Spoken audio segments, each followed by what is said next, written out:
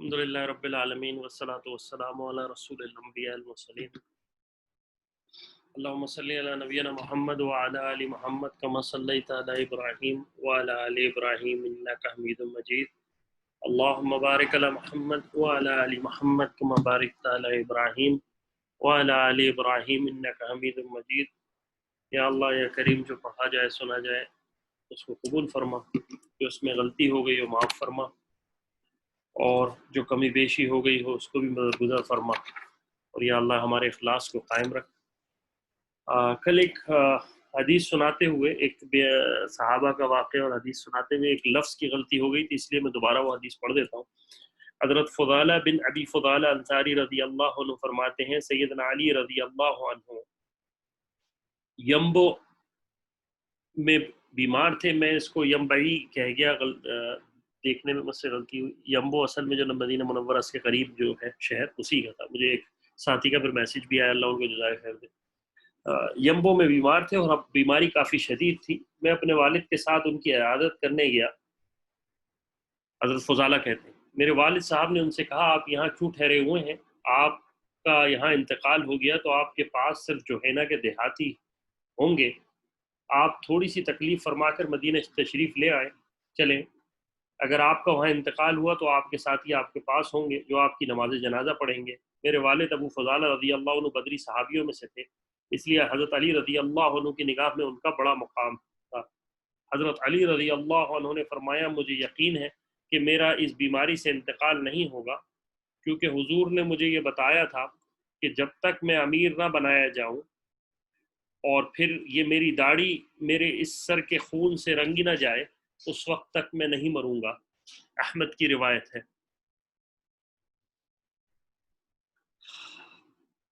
حضرت معاویہ بن جریر حضرمی رحمہ اللہ علیہ کہتے ہیں، حضرت علی رضی اللہ عنہ نے فرمایا، گھوڑے سوار میرے سامنے سے گزرے، چنانچہ سوار گزرنے لگے۔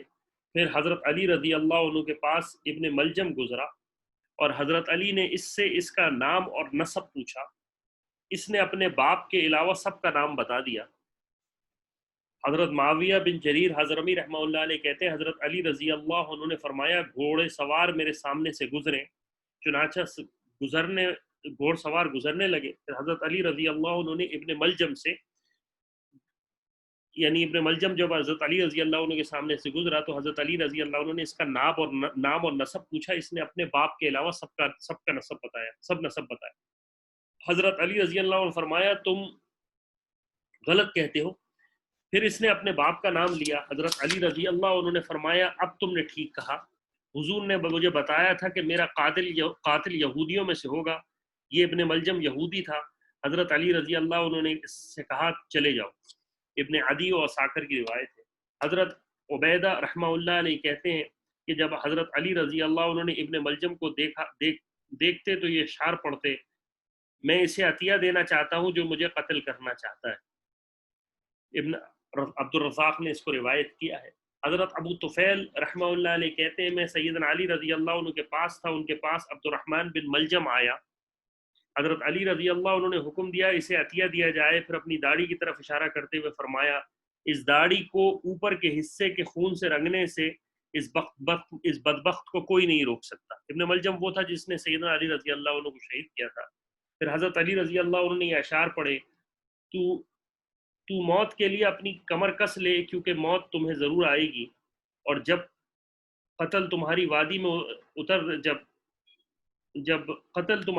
اتر جائے تو پھر قتل ہونے سے نہ گھبرانا۔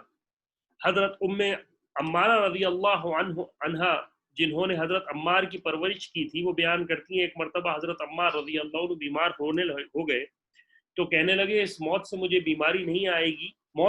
بیماری سے مجھے موت نہیں آئے گی، کیونکہ میرے محبوب رسول اللہ صلی اللہ علیہ وسلم نے مجھے بتایا ہے کہ مسلمانوں کی 2 جماعتوں میں لڑائی ہوگی اور میں ان جماعتوں کے درمیان ہی شہید ہو کر مروں گا۔ ابن عساکر۔ اب اس بات کے اندر تھوڑی سی اگر آپ اور طلب بات یہ ہے کہ رسول اللہ صلی اللہ علیہ وسلم نے یہی بات سیدنا حسن رضی اللہ عنہ کے بارے میں بھی کہی تھی، اس طرح سے ایک حدیث میں، کہ میرا یہ بیٹا مسلمانوں کی، مومنوں کی 2 جماعتوں کے درمیان صلح کا باعث بنے گا۔ تو جو حضرات مسلمانوں کی ان ان دو جماعتوں کو جن میں سیدنا علی رضی اللہ عنہ اور امیر معاویہ رضی اللہ عنہ کی جماعت کے درمیان اختلاف ہو گیا تھا، اور نعوذ باللہ من ذالک حضرت امیر معاویہ رضی اللہ عنہ کے بارے میں غلط کلمات کہتے ہیں، وہ ذرا ان حدیث کو آنکھوں سے ذرا دیکھ لیں کہ اس میں کیا اللہ کے رسول نے فرمایا ہے اور کیا یہ صحابی کہہ رہے ہیں۔ انہوں نے کہا اللہ کے رسول علیہ السلام فرمایا مسلمانوں کی دو جماعتوں، اور وہاں اللہ کے رسول علیہ السلام نے سیدنا حسن رضی اللہ عنہ کو کے بارے میں فرمایا تھا یہ میرا بیٹا مومنوں کی یا مسلمانوں کی دو جماعتوں کے درمیان، تو مسلمانوں کی دو جماعتیں ہوئیں۔ نعوذ باللہ من ذالک حضرت معاویہ رضی اللہ عنہ کے بارے میں کلام کرنے سے پہلے ذرا اس حدیث کو دیکھ تو لیں کہ دو مومنوں کی جماعتیں ہیں، مسلمانوں کی جماعتیں، دونوں مسلمان جماعتیں اللہ کے رسول نے کہی ہیں، ورنہ یہ کہتے کہ ایک منافق کی جماعت تھی ایک مسلمان کی جماعت تھی۔ تو اللہ تعالی ہمیں دین کو صحیح سمجھنے کی توفیق عطا فرمائے اور صحیح لوگوں کا ساتھ نصیب فرمائے۔ بہت خطرناک ہے انسان کہ دل پہ یہ باتیں لگتی ہیں اور پھر وہ نقش ہو جاتی ہیں، اور پھر صحابہ رضی اللہ عنہ کے بارے میں ان کو خد و خدشات پیدا ہونا شروع ہو جاتے ہیں۔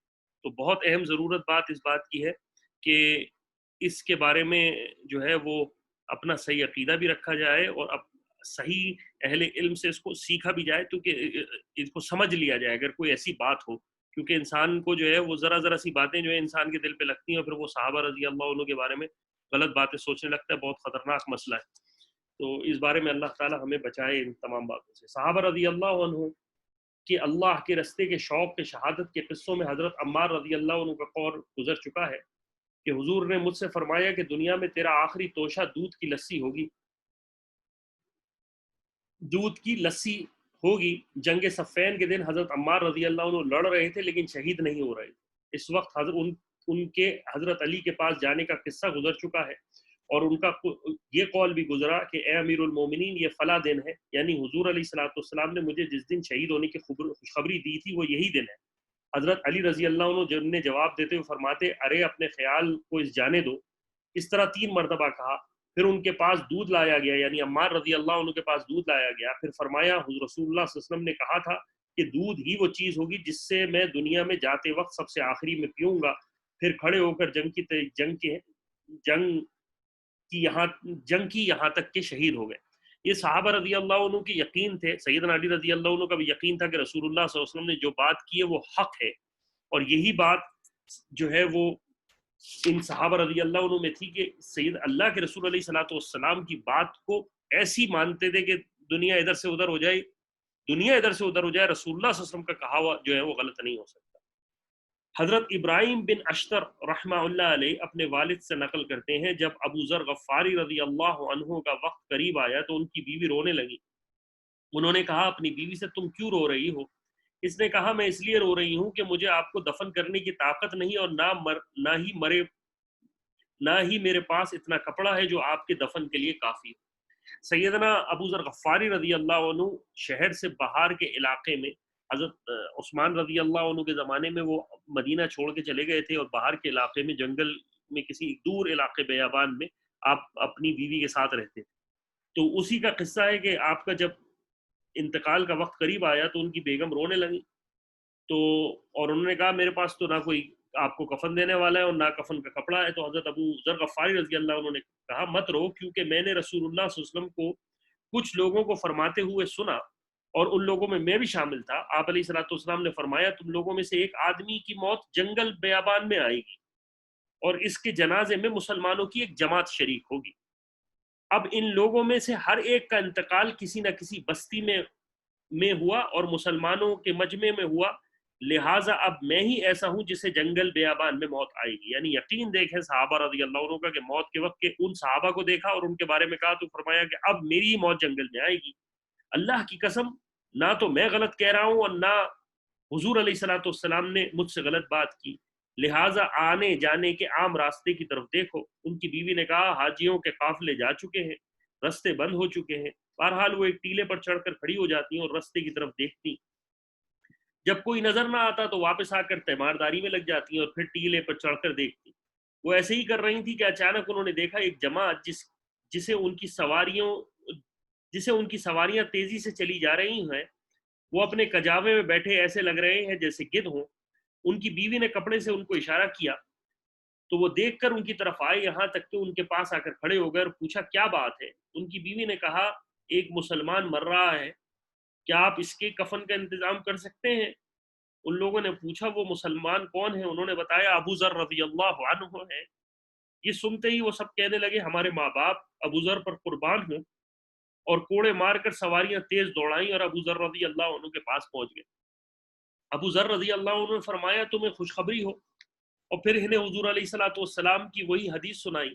پھر فرمایا میں نے حضور سے سنا تھا جب جن دو مسلمانوں کے 2 یا 3 بچے مر جائیں اور وہ ثواب کی نیت سے اس پر صبر کر لے تو وہ دونوں جہنم کے دیکھنے سے بھی ان کو جہنم کے دیکھنے سے بھی اللہ بچا لیں گے۔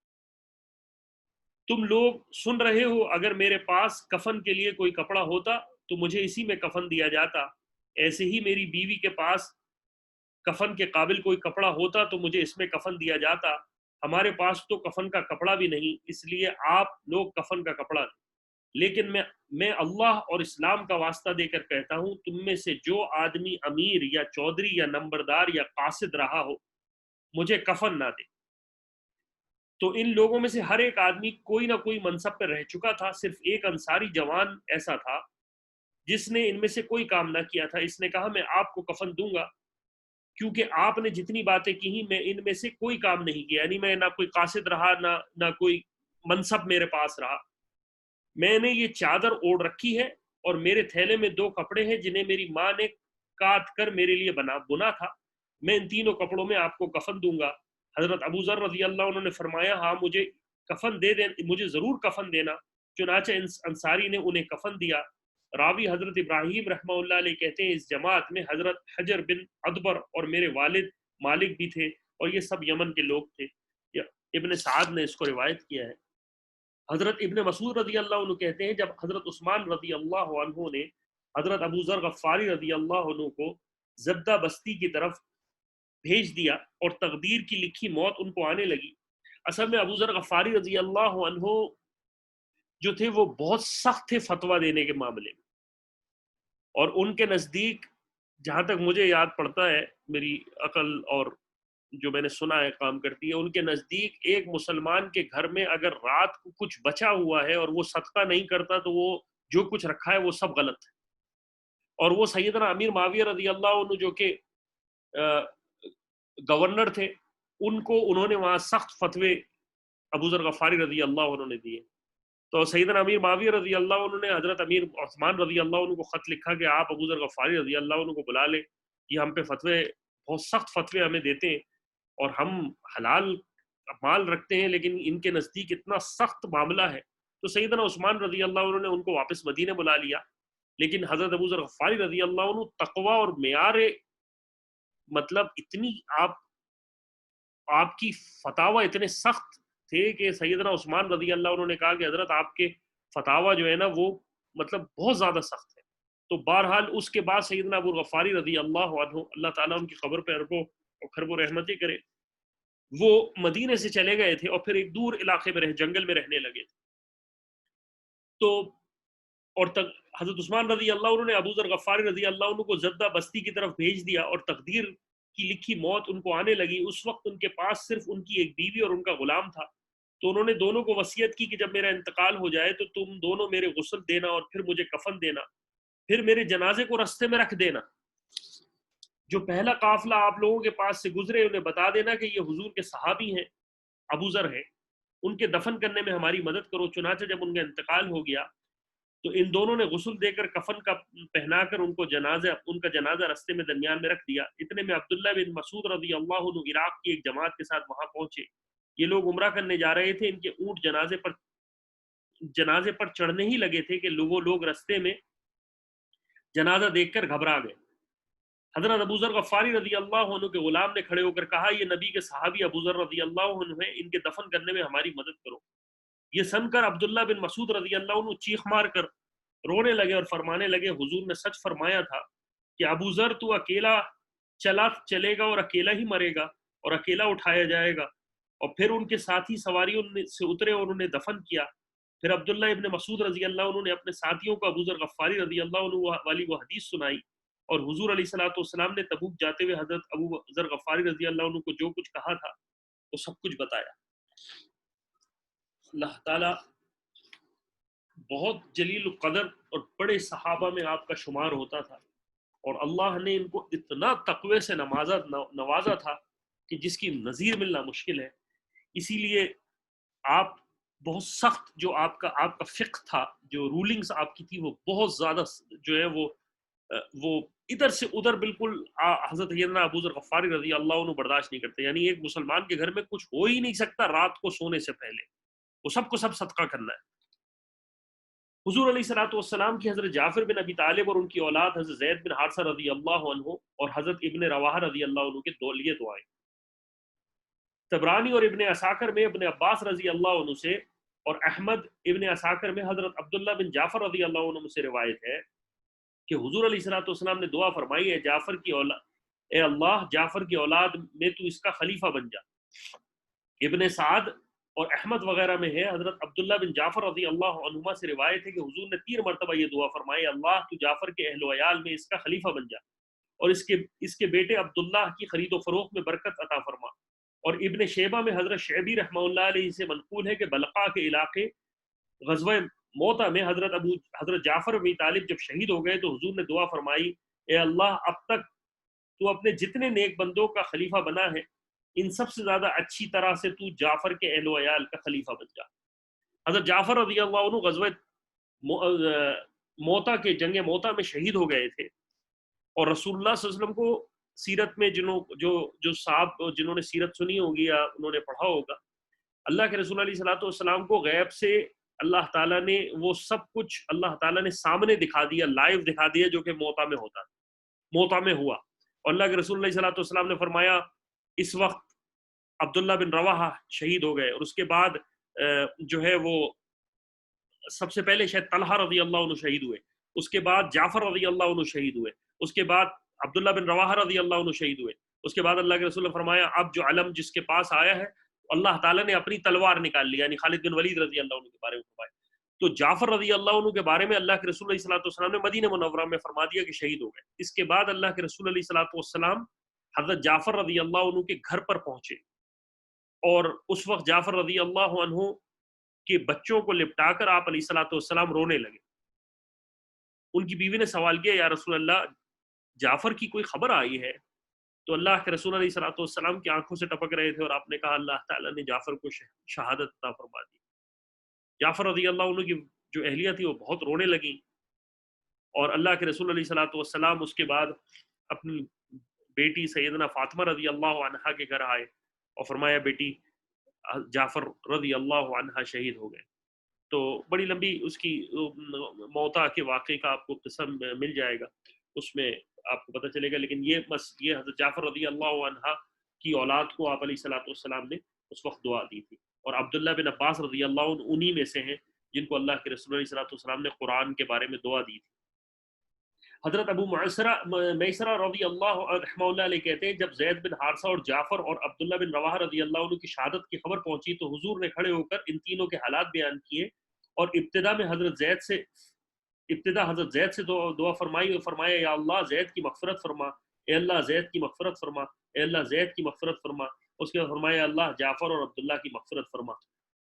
سعد کی روایت ہے اللہ تعالیٰ مجھے اور آپ کو عمل کی توفیق عطا فرمائے، اللہ تعالیٰ میرا اور آپ کا خاتمہ ایمان پر فرمائے، اللہ تعالیٰ صحابہ کی محبت نصیب فرمائے، اور ہمیں صحابہ کے لیے دل میں ذرہ برابر بھی کوئی خلش اور کوئی چیز باقی نہ رہے، اور اللہ تعالیٰ ہمیں ایسے فتنوں سے محفوظ رکھے جو ہمیں صحابہ اور اہل اللہ اور اہل بیت اور اہل علم سے ذرا سی جو ہے ان کے دل میں ہمارے دلوں میں ذرا سی ان کے بارے میں کوئی کجی پیدا فرمائے. اللہ تعالیٰ ان فتنوں سے دور فرمائے، اور اللہ تعالیٰ ہمیں محبت صحابہ سے اور نبی علیہ الصلوۃ والسلام کی صحیح محبت اور صحابہ کی اور تابعین کی صحیح محبت نصیب فرمائے. اللہ خیر الحافظ و ارحم الراحمین، وصلی اللہ تعالیٰ علی خیر خلق محمد وعلی آلہ وصحبہ اجمعین برحمتک یا ارحم الراحمین. جزاکم اللہ خیر.